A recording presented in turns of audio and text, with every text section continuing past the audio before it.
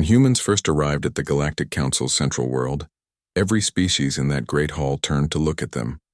It wasn't the first time a new race had joined the council, but something about the humans caught everyone's attention.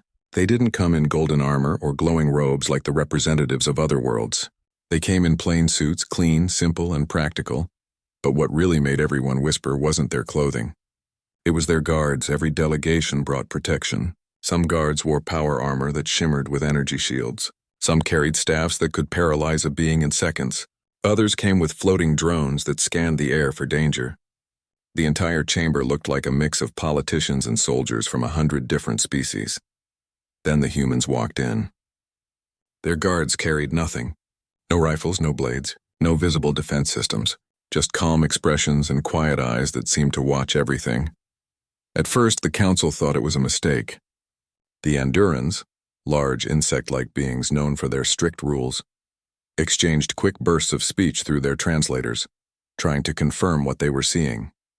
One of them even asked out loud, "Are these humans defenseless?" The question caused soft laughter around the chamber. The Chiron, a species famous for their military pride, couldn't help but grin. One of them leaned toward another and said, "How fragile they must be to walk into this place unarmed." But the humans didn't react. Their guards stood perfectly still, hands clasped in front of them, faces calm and unreadable. It was strange, almost unnatural. When the meeting began, the human ambassador spoke in a quiet, steady voice. He didn't sound afraid or uncertain. He thanked the council for welcoming Earth into the interstellar community. He spoke of peace, cooperation, and understanding. His words were humble yet confident, and all the while, his unarmed guards remained behind him motionless, their eyes following everything but revealing nothing. Throughout the session, other species kept glancing at them.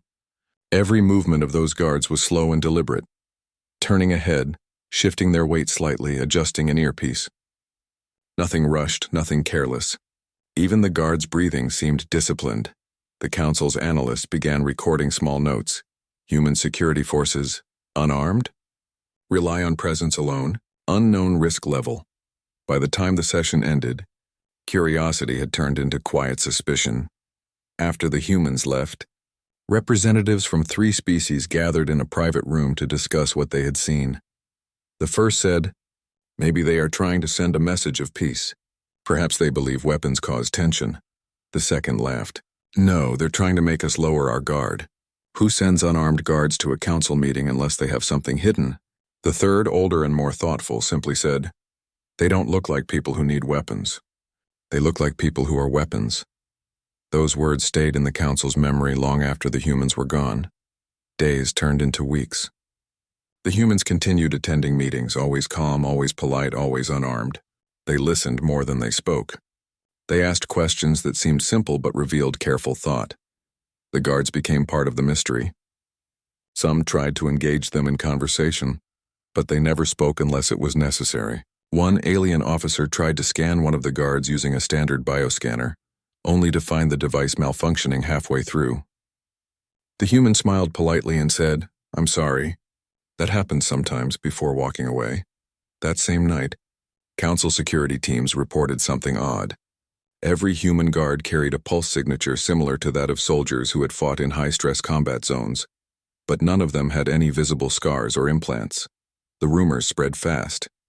Some believed the humans used internal weapons, implants, biological augmentations, or hidden nanotech. Others said the humans were simply bluffing, trying to appear mysterious to earn respect. But those who had been near them, who had looked directly into their eyes, knew there was something else there. Not arrogance, not pride, something deeper. Something like a kind of quiet pain. One council member, an elderly alien historian, once said during a private discussion, "I have seen warriors who carry weapons out of fear, and I have seen those who carry them out of duty. But these humans, these guards, they carry nothing. Perhaps it's because they have seen too much of what weapons can do." That thought changed the tone of the whispers. Curiosity turned to cautious respect. In the days that followed, more delegations tried to test the humans. Small things at first. One meeting started an hour late, forcing the humans to stand for longer than usual. They didn't complain. In another, the temperature in the chamber was adjusted sharply to discomfort them. They didn't react. In a third, a mechanical drone accidentally hovered too close to one guard's face. The guard simply looked at it until the drone quietly retreated. Every test ended the same way. Calm, silence, control.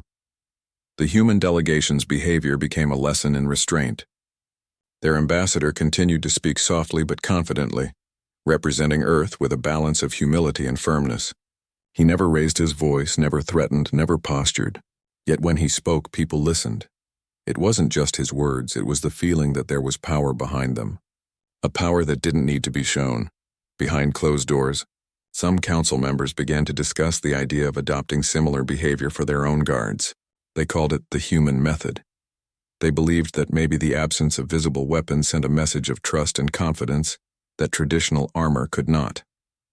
Still, not everyone agreed. The warrior races saw it differently. They thought the humans were naive, too trusting, and that their lack of weapons would eventually make them victims. One Volcari commander, known for his fiery temper, declared in front of his peers, "When the first fight breaks out, these humans will regret their empty hands." But he didn't know that the humans' empty hands were far from empty. Weeks later, a small misunderstanding between two factions almost led to a diplomatic incident.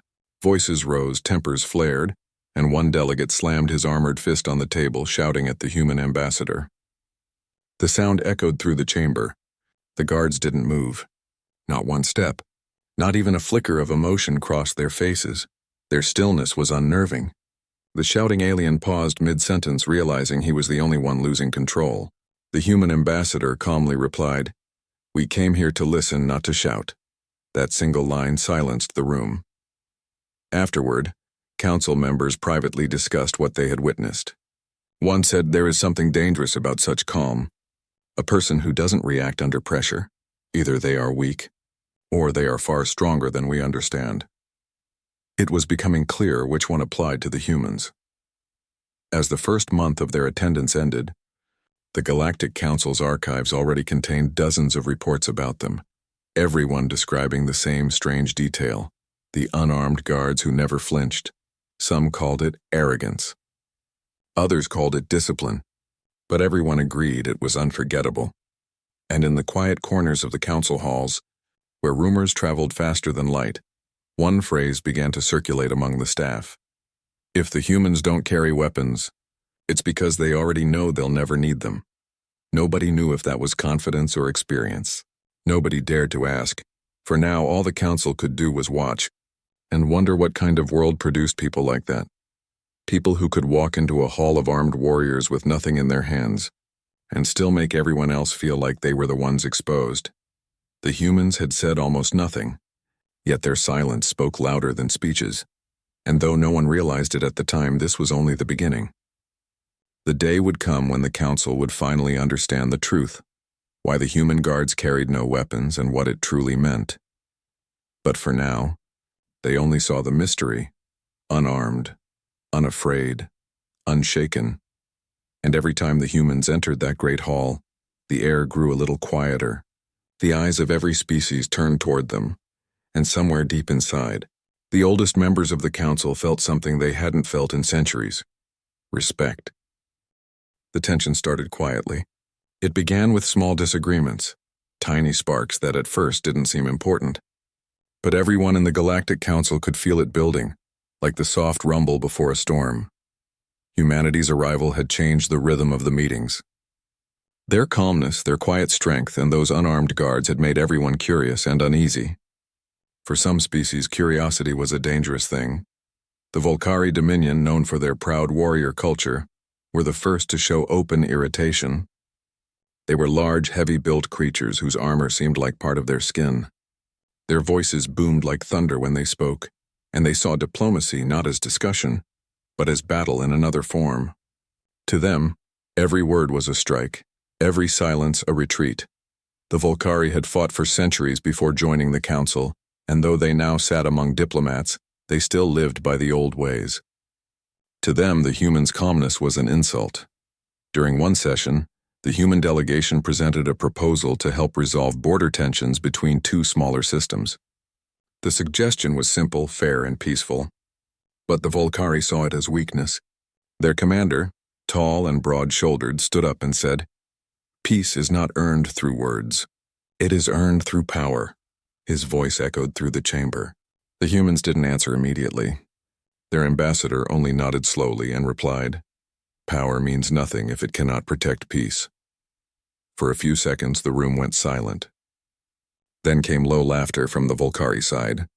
They didn't believe in peace without weapons. From that day on, the air in the council meetings began to feel heavier. Small debates turned into long arguments. Some races started taking sides. The humans stayed patient, but it wasn't easy. Every word they said was met with suspicion.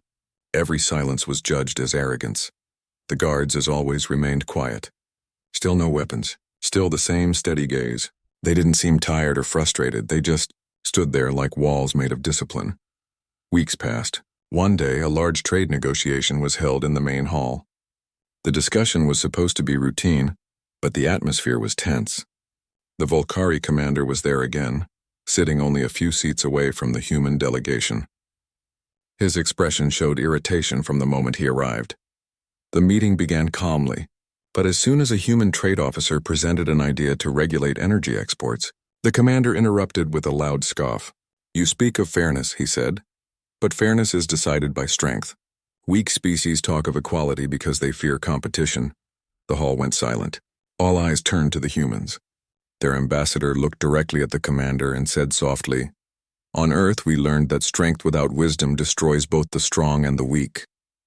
The words were calm, but they struck hard.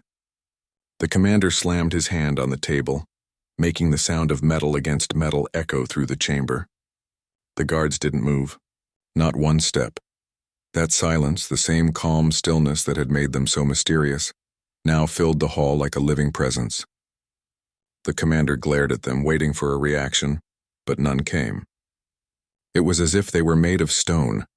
Some of the younger council members shifted uncomfortably. Even they could feel it now, this strange energy that surrounded the humans. It wasn't fear. It was something deeper, a mix of control, patience, and something else that no one could describe. After the meeting, the council gathered privately. Some members warned that tensions were growing too quickly. Others believed the humans should start showing more respect to warrior species. But a few, the ones who had truly watched the human delegation closely, said nothing. They had seen something others missed. The humans were never defensive. They didn't fight for attention or power. They simply waited, and that patience made others nervous. Rumors began spreading that the humans were hiding something. Some said their guards were enhanced, biological soldiers trained in secret. Others believed the humans carried invisible weapons, maybe concealed technology too advanced for scanners to detect. A few even whispered that humans could control gravity fields with their minds, though no one could prove it. Of course, none of that was true.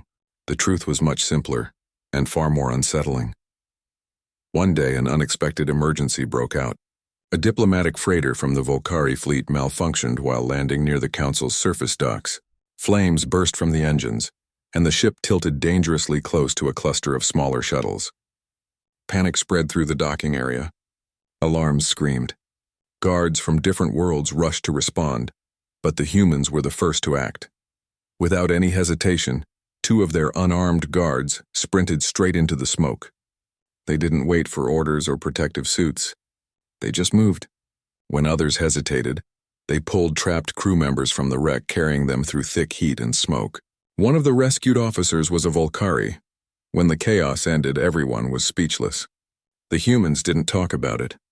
They simply handed over the injured and quietly walked away. For the first time, the Volcari commander looked at them differently. He didn't say anything, but something in his expression changed. That incident spread through the council faster than light. For the first time, the unarmed guards were not seen as strange, they were seen as brave. Still, the tension didn't completely fade. Pride runs deep, and some wounds of ego are slow to heal. At the next session, the Volcari commander arrived earlier than usual. His armor gleamed, and his soldiers stood close behind him. When the humans entered, the usual quiet fell across the chamber. This time, the commander did not laugh or make comments, but his eyes followed the human guards closely, as if trying to understand them. The meeting started normally, but when a discussion about security protocols came up, the commander could no longer hold back. He leaned forward and said in a sharp voice, If your guards carry no weapons, then they are not guards at all. They are symbols, and symbols do not protect lives. The human ambassador paused, then turned slightly toward one of the guards as if asking silently for permission to speak. The guard nodded once. It was a small gesture, but it said a lot about trust. Then the ambassador faced the commander again and said, "On Earth, our guards are trained to protect life first, not pride. A weapon is only as strong as the one who controls it. We have learned that the hardest thing is not to use power, but to hold it back." The commander's eyes narrowed. "You speak as if you have mastered restraint," he said. "But what happens when restraint is mistaken for weakness?" The ambassador's answer came softly. "Then we let actions speak for us." That line stayed in the commander's mind. After the meeting ended, the humans left the chamber as calmly as they had entered. But everyone knew the situation was heading toward a breaking point. The Volcari commander's pride wouldn't let the matter rest. Over the next few days, reports came that he was planning a private test of the human guards. Nothing official, just a personal challenge during the next session. Some council members tried to stop him, but he refused. "If they claim strength," he said, "let them prove it. The humans heard about it." Still, they didn't prepare weapons, didn't increase their numbers, didn't even ask for help. They acted as if nothing had changed. When the next meeting day came, the air in the great chamber felt different, heavier. The guards stood behind their ambassador in their usual calm way, but their eyes were sharper, watching everything. The other species could sense something was coming. The meeting began. The commander sat stiffly in his seat, his armor glinting under the lights.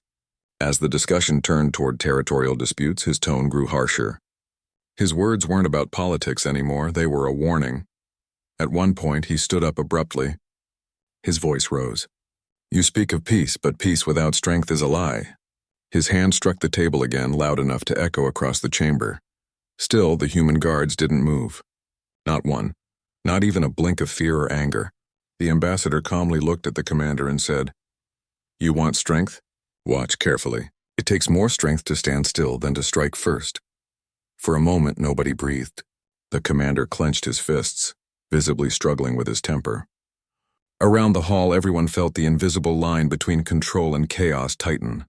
The humans stood there, unarmed, unmoving, but somehow they looked more powerful than any army in that room. And deep down, the commander knew it. That was the moment before everything changed, the quiet edge before the true storm. The council didn't yet understand it, but what would happen next would forever change how they saw humanity and their strange, unarmed guards. The calm before the conflict had ended. What was coming would show the entire galaxy why humans never brought weapons, because they were the only ones who truly understood what it meant to use them. The next meeting of the Galactic Council was supposed to be calm and routine, but everyone in the chamber could feel the difference in the air. It was heavier, colder, as if the walls themselves knew something was about to happen. The humans arrived quietly, just like always. Their steps were soft, their faces calm, and their guards, still unarmed, walked behind them with the same measured pace. Every other species in the chamber turned to watch them. Some stared out of curiosity, some out of respect, and a few out of doubt. At the far side of the hall, the Volcari commander sat waiting. His armor gleamed like dark stone, and his expression was unreadable. He had been quiet during the last few sessions, but the silence around him didn't feel peaceful. It felt like the silence before a thunderstorm. The meeting began normally. Reports were read, trade issues discussed, and new agreements proposed.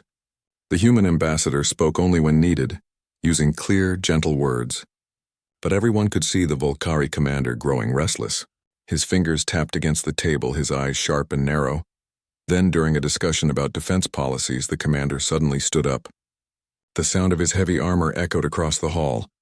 "Words," he said loudly, his voice deep and filled with power. "Always words. You humans speak of restraint and peace, but what good are words when your enemies come to destroy you?" The room fell silent. The human ambassador slowly turned his head toward the commander, but didn't rise from his seat. "Peace," he said quietly, "is not weakness. It is what keeps the strong from destroying everything they love." The commander laughed, a rough, harsh sound. "You talk of love and peace while hiding behind unarmed guards. Tell me, human, do you really believe you can survive without weapons?" The ambassador's voice remained calm. Our guards do not need weapons. Their purpose is not to harm, but to protect. That was the moment everything shifted. The commander slammed his hand on the table. Then let us see how they protect you without weapons, he shouted. Before anyone could react, one of the Volcari soldiers, a massive figure standing behind the commander, stepped forward and began moving toward the human delegation. It wasn't part of the plan, at least not the council's plan. Gasps filled the air. Security drones lit up, scanning the movement, but the commander raised his hand, signaling them to stand down. Let them prove their strength, he said, his tone almost mocking. The human ambassador didn't move. He didn't shout for help or step back. He simply looked at the approaching soldier with calm eyes. His guard, standing just behind him, shifted slightly, barely noticeable, just enough to reposition their footing. The soldier stopped a few steps away, towering over the ambassador. The air grew heavy with tension. Then, without warning, the soldier reached out, too fast for most eyes to follow, and grabbed the human ambassador by the collar, pulling him up from his seat. Gasps filled the chamber.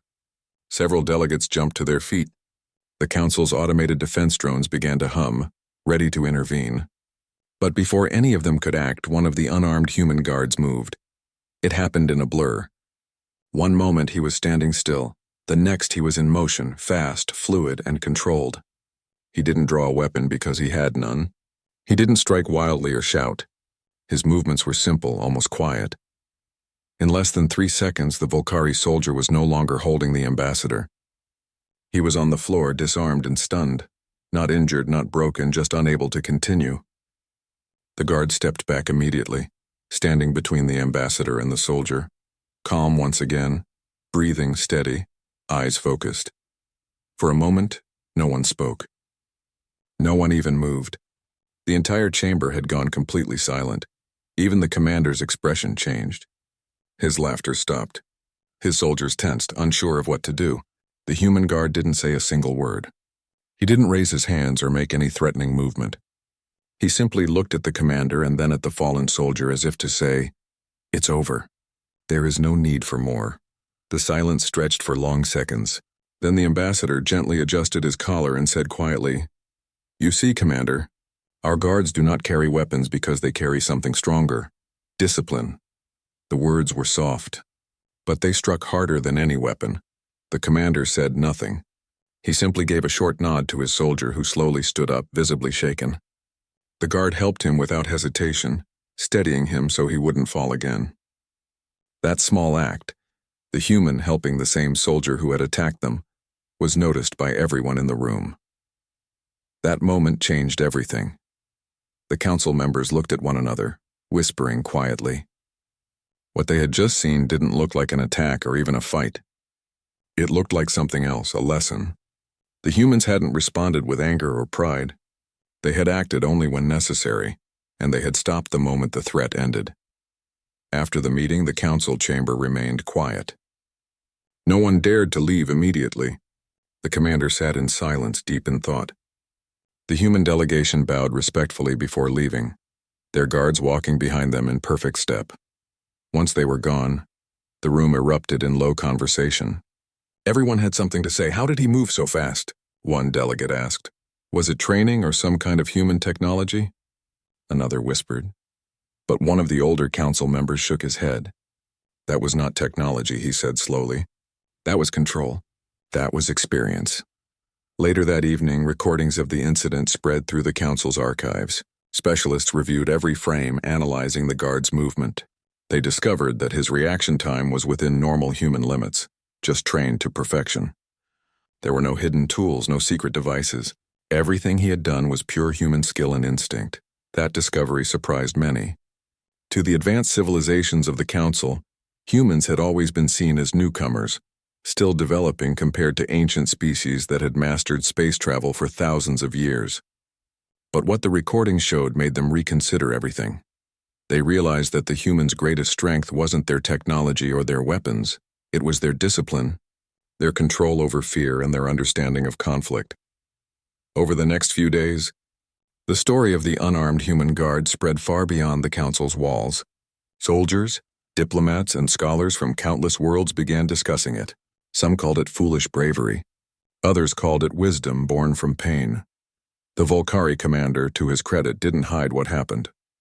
When asked about the incident, he simply said, "The humans did what I did not expect. They fought without hatred. They defended without vengeance. I have never seen that before." That statement, coming from a warrior like him, carried great weight. The next time the council met, the commander stood as soon as the human delegation entered. To everyone's surprise, he gave a respectful bow. "Your people have my respect," he said simply. "You fight like those who have seen too much of war." The ambassador nodded with a faint smile. "We have," he replied softly. "That is why we choose not to carry weapons where peace must exist." The hall went silent again, but this time it was a respectful silence. The tension that had hung between them began to fade. For the first time since humanity joined the council, there was understanding instead of doubt.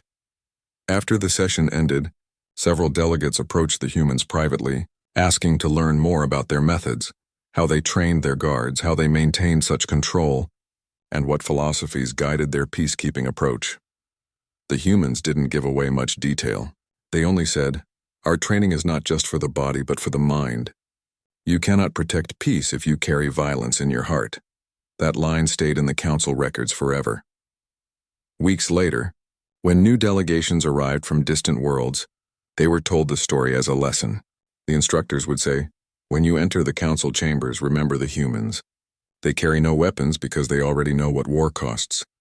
The incident became a quiet legend, not one of blood or power, but of restraint and respect. It changed how others looked at humanity. The species that once seemed naive now appeared deeply wise. As time passed, the humans continued attending meetings with the same calm presence, their guards always unarmed, always steady. And though no one spoke openly about it, everyone in that chamber knew the truth. If anyone ever dared to test them again, they would see the same thing: the power of a people who no longer needed weapons to prove their strength. For the first time, the galaxy began to understand what the humans had been trying to show all along. Peace was not the absence of strength. It was the mastery of it, and that day, when the unarmed guard moved faster than thought, stopping violence without spreading it, the council learned a lesson it would never forget. The humans had come not just to join them, but to remind them of something they had long forgotten: the true power of restraint. After the incident in the council chamber, the atmosphere among the delegates changed in ways that were subtle but powerful. Humans no longer seemed like newcomers or inexperienced diplomats. They had shown the council a skill that no technology, weapon, or army could match: self-control and discipline born from experience. For many delegates, the realization came slowly. They had watched the unarmed guards act in perfect harmony, neutralizing a potentially violent confrontation without ever drawing a weapon. And yet the story wasn't about strength alone. It was about restraint, judgment, and awareness. It was about knowing when to act and when not to. Council analysts began reviewing everything they knew about humanity. They were used to measuring species by the size of their fleets, the power of their weapons, or the speed of their technology. Humans didn't fit into any of those categories. They didn't have fleets that could outmatch the older empires. Their weapons were simple, their starships modest. What they had, analysts realized, was something far more difficult to quantify: experience, strategy, and the wisdom to avoid unnecessary violence. The revelation began quietly, in small conversations in private chambers and observation rooms. One historian said, "Humans do not carry weapons because they have seen what weapons do. They understand that the cost of violence is higher than its gain." Another added, "It is not bravery nor recklessness. It is understanding. They know that every conflict leaves scars, visible or invisible, on everyone involved." For many of the older species, this was a truth they had forgotten long ago. In their cultures, power had always been displayed openly. Weapons were not just tools. They were symbols of authority and respect. To see a species walk unarmed into the heart of the council and survive the scrutiny of warriors like the Volcari was incomprehensible. The human ambassador's quiet leadership became a subject of intense study. Observers noted how he spoke calmly, listened carefully, and never raised his voice even when provoked. Every sentence seemed deliberate, every pause measured, and behind him the guards, standing without weapons, seemed like extensions of his will, prepared for action but never acting until absolutely necessary. One evening, an elder council member from a distant star system shared his observation with his colleagues. "It is as if they have learned to carry the weight of the galaxy on their shoulders," he said. "And yet they do it without arrogance or display. They do not seek to intimidate. They simply exist with a strength that demands respect." This quiet realization spread throughout the council over the following weeks. Delegates began to reconsider what they had always believed about power and security. Perhaps the loudest or most armed species were not necessarily the strongest. Perhaps true strength lay in the ability to control oneself, to prevent chaos before it started, and to act only when necessary. A particularly telling moment came during a closed-door review of the incident involving the Volcari soldier. Analysts replayed every second of the footage. They noticed how the human guard's movements were efficient and precise. He did not strike with excessive force. He did not humiliate or hurt the soldier unnecessarily. He acted quickly, decisively, and then stopped immediately. It was that pause, the refusal to continue violence, that shocked the council members the most. Many species had never seen anyone act so decisively yet so humanely at the same time. Over time, delegates began to speak about the human guards differently. They were no longer seen as unarmed anomalies or oddities. They were described as living symbols of control, beings who had mastered the fine balance between action and inaction, violence and peace. The council even started using human behavior as an example in their own training programs. They taught that understanding, discipline, and emotional control could be more effective than weapons in certain situations. Soldiers and diplomats were reminded that it was not only strength or numbers that mattered in the galaxy. Sometimes restraint itself could shift the balance of power. Behind the scenes, some human historians and scholars working with the council shared context about their training. They explained that every human guard went through years of physical and mental discipline. They were trained to anticipate threats, understand human behavior, and remain calm under extreme pressure. More importantly, they were trained to value life over aggression. "They are not naive," one scholar said during a discussion. "They have lived through wars that destroyed cities and nations. They have seen entire generations suffer. Their restraint is not weakness, it is knowledge." This explanation began to change perceptions. What had once seemed reckless, the unarmed human guard, was now understood as strategic. Humans didn't rely on weapons because they relied on understanding. They relied on skill, intuition, and the ability to act decisively when every second mattered. The council's older species were particularly struck by this revelation. Many of them had spent centuries perfecting military strategy, developing the most powerful weapons in the galaxy, and yet they had never truly mastered the subtle art of restraint. To see a species that could do so without appearing aggressive or overbearing was revolutionary. At the next public session of the council, discussions about interstellar security reflected this change. The humans spoke less frequently than before, but their influence was evident. Delegates began to propose solutions that emphasized negotiation, prevention, and careful observation over immediate military responses. Even the Volcari commander, who had initially doubted the humans, began to show signs of respect. Though proud and slow to admit it, he quietly observed the humans' behavior and started altering some of his own strategies. He still believed in strength, but he now understood that strength was more than weapons and armor. It was the combination of skill, discipline, and judgment. The council itself began evolving. Meetings became calmer, tensions lessened, and debates more measured. The presence of humans, and particularly their unarmed guards, had created a subtle shift in the way diplomacy was conducted across the galaxy. Private discussions revealed that this effect was not limited to the council members. Observers from other species, including traders, military officers, and even students studying interstellar politics, were deeply influenced by the humans' approach. They began to see that restraint and discipline could often prevent conflicts that even the most powerful fleets could not. It was also clear that the humans' approach was rooted in something deeply human. Unlike many other species whose behaviors were guided largely by instinct, history, or rigid cultural rules, humans had a unique ability to reflect on their own experiences and learn from them. They remembered what war had cost them, and they chose not to repeat the mistakes of the past. For some delegates, this was a profound lesson.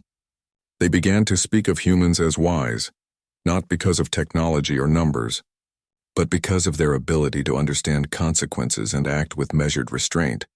One counselor remarked privately, "They carry no weapons because they understand the value of life, and that understanding is more dangerous than any sword or fleet." Over the following weeks, the human ambassador continued his work quietly. He didn't boast or lecture. He did not demand respect. Yet every meeting he attended subtly shifted the way other delegates thought about power, security, and responsibility. By the end of that cycle of council meetings, a subtle but unmistakable truth had emerged. Humans were not naive, nor weak, nor reckless. They were disciplined, patient, and wise in ways that the galaxy had not fully appreciated until now. Their unarmed guards were not a liability. They were a symbol of the human philosophy that true strength comes from understanding, not from the display of weapons. And as the galaxy slowly absorbed this revelation, the council began to see that humans were changing not just the meetings themselves, but the way they all thought about conflict, security, and the value of restraint. The quiet impact of the humans would continue to grow. In time, it would become clear that their presence and the way they conducted themselves was reshaping interstellar diplomacy forever. The unarmed guards, once seen as unusual, had become legendary. They were not remembered for what they lacked, but for the lessons they taught. They showed that courage and wisdom could be more powerful than any weapon, and that restraint could be a force stronger than aggression. In that quiet revelation, the council realized something profound. Humans carried no weapons because they understood the true cost of conflict, and they had learned that peace often required more strength than war. And that understanding, more than anything else, would define humanity's role in the galaxy for generations to come. After weeks of observation, the members of the Galactic Council had begun to notice something extraordinary about the humans. It was not just the calm presence of their unarmed guards, nor the patience of their diplomats. It was the effect they had on everyone around them. The humans had a way of changing the energy of a room without saying much. In meetings where other species argued loudly, often raising voices and gesturing with weapons or energy projections, the humans spoke softly, looked carefully, and waited. And somehow, waiting made the others rethink their own behavior. It was as though the humans were teaching a lesson without ever planning to teach one. They had not come to show power or demand respect. They had come simply to act with wisdom, and in doing so, they reshaped the way the council thought about strength. This lesson was becoming clearer during a particularly tense session on territorial disputes. Several species had come to argue about shared resources near a newly discovered star system. Words turned sharp quickly.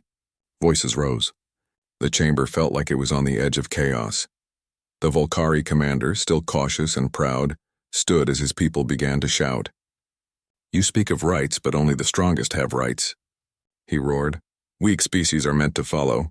The humans, as always, did not raise their voices. Their ambassador stood calmly, looking directly at the Volcari commander. His tone was quiet, but his words cut through the tension like a calm wind through a storm. "We have all seen what strength without control can do," he said. "We have learned that using power without thought destroys both the strong and the weak. Our goal is not to prove who is stronger. Our goal is to protect life." The chamber went still. Delegates stopped mid-gesture, paused mid-sentence, and even the energy monitors seemed to lower their hum. For a few moments, no one argued, no one shouted. The only sound was the human ambassador's quiet voice. Then came the test.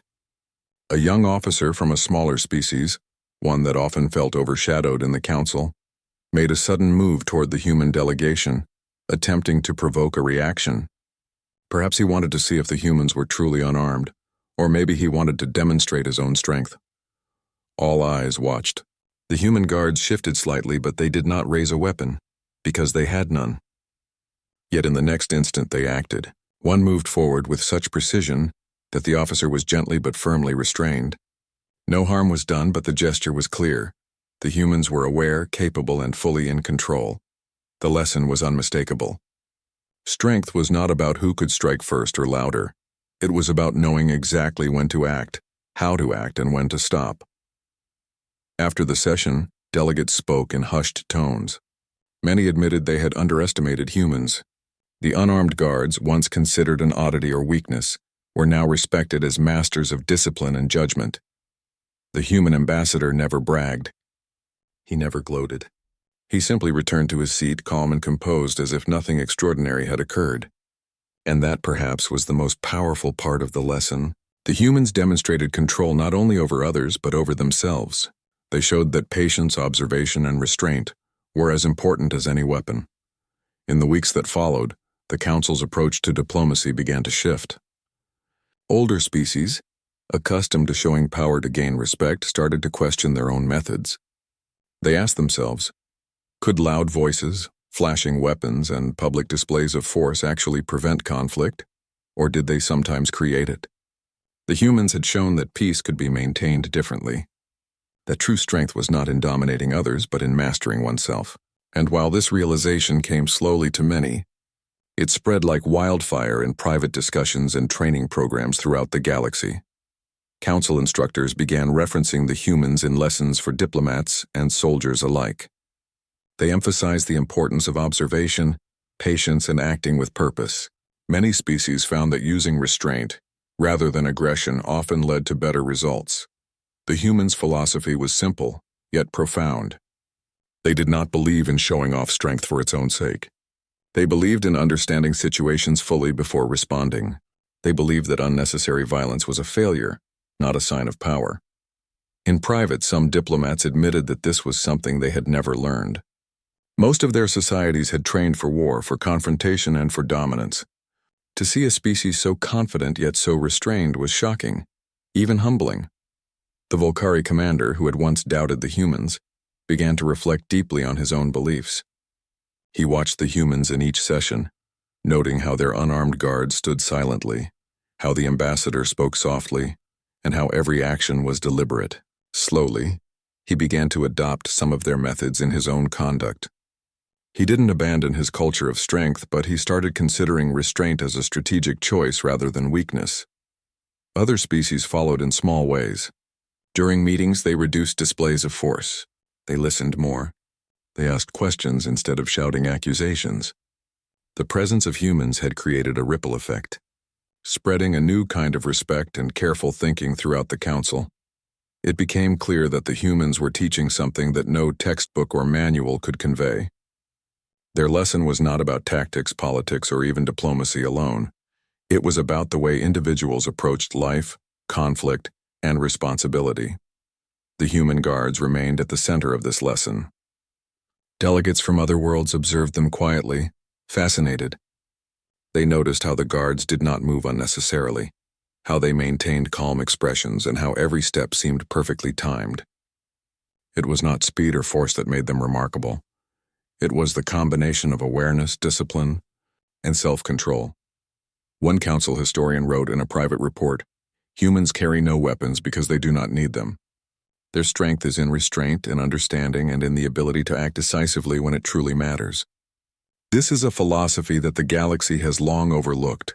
Over time, the phrase "humans as a lesson in restraint" became common in training programs and interstellar discussions. Scholars and diplomats studied their methods. Generals and commanders took notes on how the unarmed guards diffused threats without harm. It was not a story of power or violence.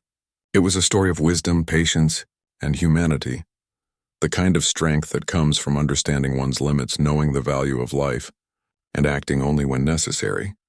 The lesson extended beyond the council chamber. In private conversations and informal gatherings, delegates from distant worlds shared their thoughts. Many admitted they had been too focused on weapons, fleets, and displays of strength. They realized that humans had demonstrated a far more subtle and effective kind of power.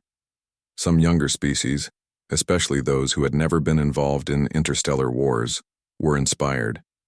They began asking how humans trained their guards, how they taught restraint, and how they instilled such calm in dangerous situations. The answers were simple but profound. Humans had learned from history, from suffering, and from experience. They had chosen not to repeat the mistakes of the past. Even the older species, whose cultures were built on the concept of might and dominance, could not ignore the truth. The humans had proven that control over oneself was often more important than control over others. That lesson, though quiet and subtle, carried more weight than any weapon ever could, and the humans themselves remained humble. They never flaunted their skills or philosophy. They did not boast or demand recognition. They acted with a quiet confidence, allowing their actions to speak for them. The council began to recognize that this lesson, the lesson of restraint and careful strength, was perhaps humanity's greatest gift to the galaxy. It was a gift that did not need fanfare or weapons. It was a gift that would continue to influence diplomacy, leadership, and conflict resolution for generations to come. As the months passed, the humans' presence became a standard by which others measured themselves. Their guards, still unarmed, became symbols of the power of discipline. Their ambassador became an example of how calm, reasoned words could achieve more than shouting or threats. The lesson was clear. Strength was not in dominance, weapons, or displays of power. True strength came from understanding, patience, and the wisdom to know when to act and when to wait. And in that quiet, consistent way, humans had begun to change the galaxy, not through war, not through weapons, but through the simple, profound power of restraint. For the first time, many species truly understood what it meant to carry strength without arrogance, to act decisively without violence, and to protect life without ever drawing a weapon. The humans had taught the council a lesson that would not be forgotten. And as delegates returned to their homes across the stars, they carried that lesson with them, ready to apply it in their own worlds.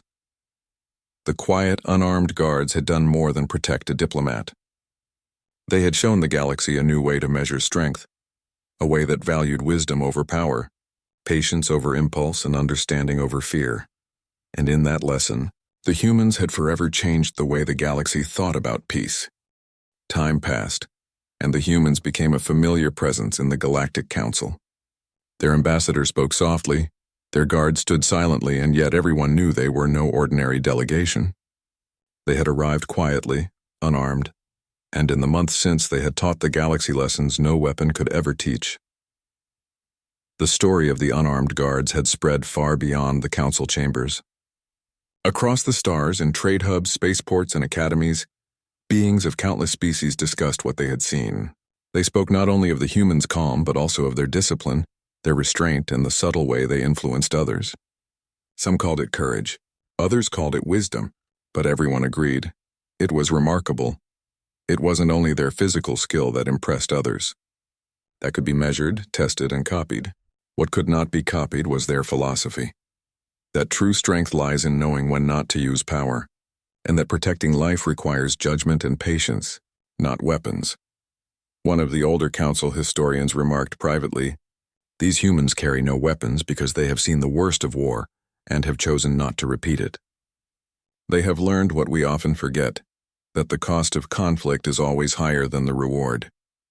This perspective began to influence the council in ways no one could have predicted. Policies were rewritten, agreements were negotiated differently, and even the most stubborn delegates began to value dialogue over displays of force. Wars were no longer treated as inevitable. They were considered a last resort, a failure to understand and communicate. The human ambassador never asked for recognition. He never demanded that others follow their example. He spoke and acted in the way humans had always hoped to live, with calm, with respect, and with integrity. And yet the lessons were absorbed without force.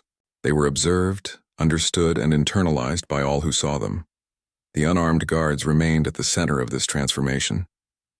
Delegates who once mocked them now watched in silence. Military leaders who had thought humans naive now consulted their techniques. Scholars studied their movements, their discipline, their ability to act decisively in moments of danger without causing unnecessary harm. Even the Volcari commander, once vocal about his doubts, had changed. His soldiers now spoke of the humans with a mix of respect and awe. He had begun to adopt some of their methods in training, learning that control, patience, and observation were as important as any weapon in maintaining security. For the humans, this was not about praise or glory. It was about the quiet, steady work of showing that restraint and understanding could prevent violence before it began. Every session in the council, every calm intervention by a guard, reinforced a principle older than war itself, that strength alone is meaningless without wisdom. Over time, younger species began to emulate the human approach. Training programs incorporated lessons about patience, observation, and decision-making under pressure. Military academies taught students that sometimes the greatest victory is preventing conflict entirely. Diplomats learned that listening carefully and responding thoughtfully could achieve more than intimidation or force. Even veterans of countless battles found value in these lessons. They admitted that humans had achieved something far greater than a show of power. They had inspired a transformation in the way entire civilizations thought about strength. The human ambassador's approach was simple but profound. He did not lecture. He did not show off. He treated every delegate with the same respect he would give a friend, a stranger, or even an enemy. And in doing so, he revealed something universal, that empathy, patience, and wisdom are forms of power that cannot be matched by armies or weapons. One day, during a particularly tense session over resource allocation near a newly discovered star system, tensions flared as usual. Delegates shouted, gestures were made, and accusations flew. For a moment it seemed as if violence might erupt, even within the council chamber. The humans intervened, not with weapons, not with threats, but with presence. The ambassador's calm voice cut through the chaos. His guard stepped slightly forward, not in aggression but in quiet assurance. Their steady stance reminded everyone that they were in a place of order, where decisions mattered more than anger. The room gradually calmed. Delegates paused, breathed, and listened. The ambassador's words were not commands. They were reminders that dialogue, reason, and care could achieve what aggression never could. When the session ended, delegates spoke differently. They no longer dismissed the humans. They sought their advice, asked questions about their methods, and reflected on what they had witnessed. The humans' impact was subtle but deep. They had shifted the balance of understanding across the galaxy. The unarmed guards, once a curiosity, had become a symbol. They represented a new standard of strength, one based on wisdom, not weapons. Across countless species, leaders began to ask themselves, could they measure power differently? Could they learn to act with patience, to choose their actions carefully, and to value life above dominance?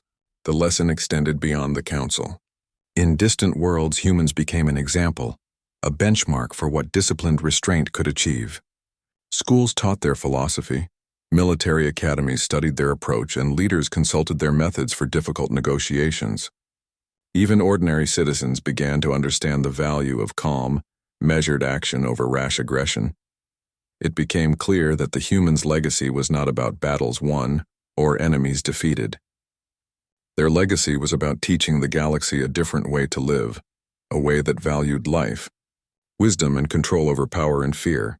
The council, which had long been a place of tension, intrigue, and occasional confrontation, began to evolve. Meetings became calmer, agreements were reached more peacefully, and the presence of humans encouraged a level of reflection that had been absent for centuries. Delegates from other species privately admitted that they had learned more from observing humans than from years of study or practice. They acknowledged that the human guards' restraint, their ambassadors' calm demeanor, and their careful judgment had changed the way they thought about leadership, responsibility, and the true nature of strength. Even centuries-old rivalries began to soften. The realization that strength without control could be devastating made old enemies reconsider their approaches. Some began to adopt principles inspired by humanity, acting with patience, avoiding unnecessary confrontation, and seeking understanding before conflict. For the humans, this was never about recognition or reward. They had joined the council not to dominate, not to prove superiority, but to represent Earth with integrity and wisdom. And in doing so, they had created a ripple effect that would be felt for generations. The unarmed guards, who had once seemed vulnerable, were now celebrated silently across the galaxy. They embodied a philosophy that no weapon could enforce. That true power is measured not by the damage one can inflict, but by the lives one can protect, the conflicts one can prevent, and the wisdom one can inspire. In the quiet moments after meetings, delegates would sometimes reflect on what they had learned.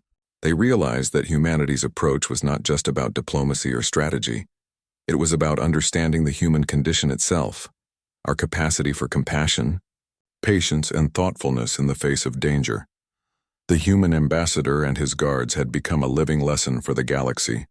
Not a story of domination or conquest, but of restraint, wisdom, and the strength that comes from knowing when to act and when to wait. By the time the humans had been at the council for years, their influence was undeniable. Their presence had changed policies, inspired leaders, and reminded civilizations of something ancient but often forgotten, that power without wisdom is destructive, and wisdom without action is meaningless. Their unarmed guards had become icons, their ambassador a model of leadership, and their approach a guiding principle. Across the galaxy it was understood. Humans carried no weapons not because they were weak, but because they were strong in a way that few could match. And so, the legacy of humans in the Galactic Council was secured, not in battles, victories, or technological dominance, but in the quiet, powerful lesson they had taught, that the greatest strength is restraint, that wisdom is more powerful than fear, and that peace achieved through understanding lasts far longer than peace imposed by force. The galaxy had learned, finally, why human guards carried no weapons, and in that understanding, they had learned something far greater: the true meaning of power. Humans had come to the Council not only to join other civilizations, but to leave a lasting imprint. Through patience, observation, and calm discipline, they had shown that even the smallest gestures, like standing unarmed in a hall full of warriors, could shift the thinking of an entire galaxy. The unarmed guards were not weak. The ambassador was not naive. Their strength lay in what they did not carry, in the restraint they showed, and in the wisdom they imparted without a single boast. And that would remain their greatest legacy, a reminder that sometimes the quietest actions leave the loudest mark on history.